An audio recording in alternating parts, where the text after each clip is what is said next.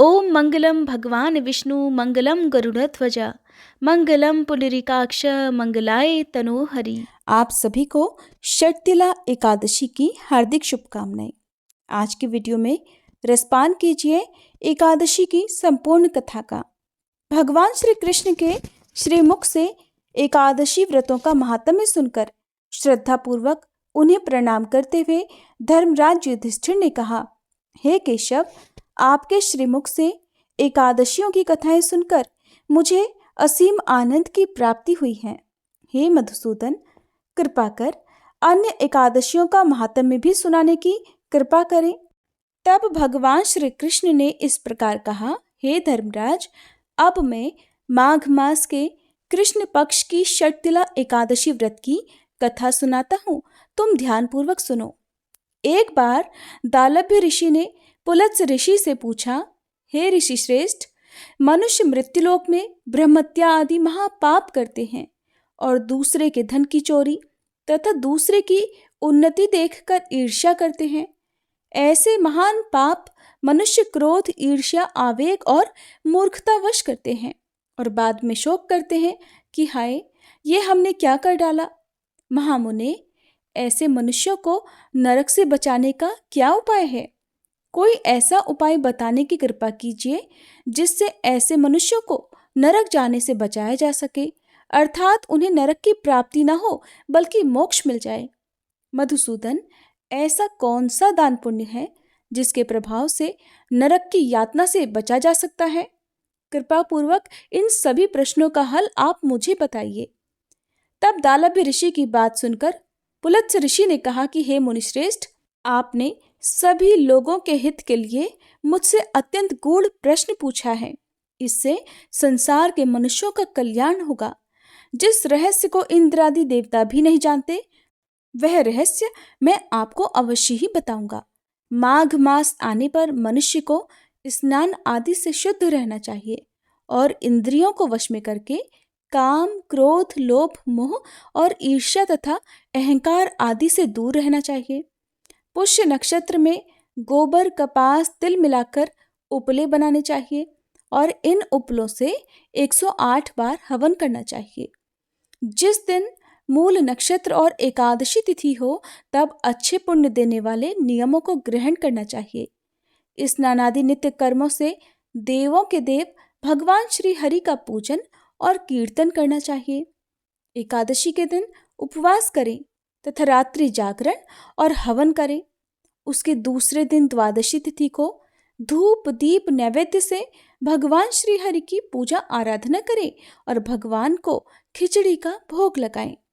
उस दिन श्री हरि को पेठा, नारियल, सीताफल या सुपारी सहित अर्घ्य अवश्य देना चाहिए। इसके बाद भगवान की स्तुति इस प्रकार करनी चाहिए कि हे जगदीश्वर, आप निराश्रितों को शरण देने वाले हैं। आप संसार में डूबे हुओं का उद्धार करने वाले हैं।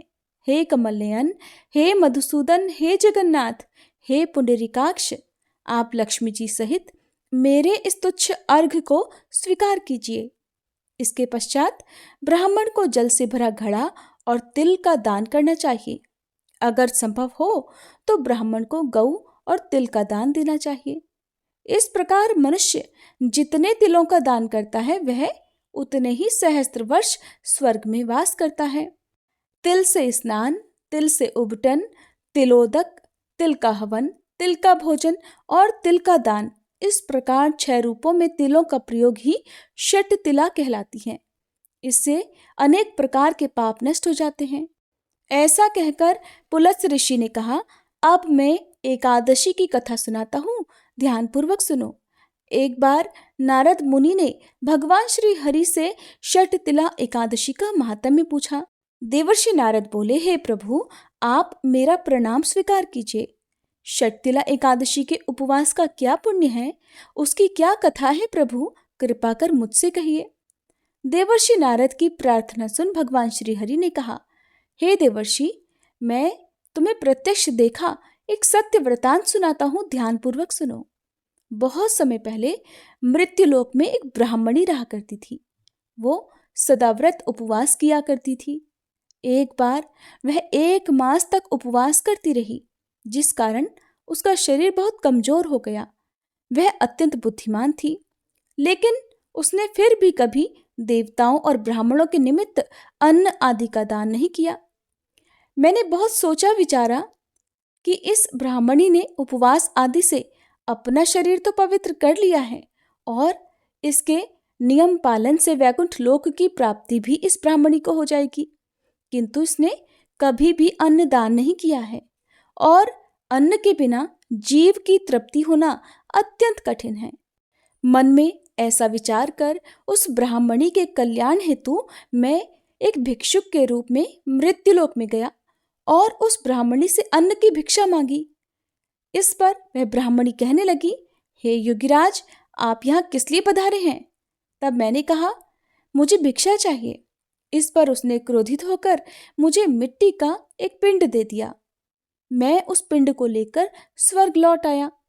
कुछ समय बीतने पर वह ब्राह्मणी शरीर त्याग कर स्वर्गलोक को आई। मिट्टी के पिंडदान के फलस्वरूप उस ब्राह्मणी को स्वर्गलोक में दिव्य महल की प्राप्ति हुई, किंतु उसे वह घर सभी वस्तुओं से खाली मिला। यहाँ तक कि उस घर में खाने को एक दाना भी अन्न नहीं था।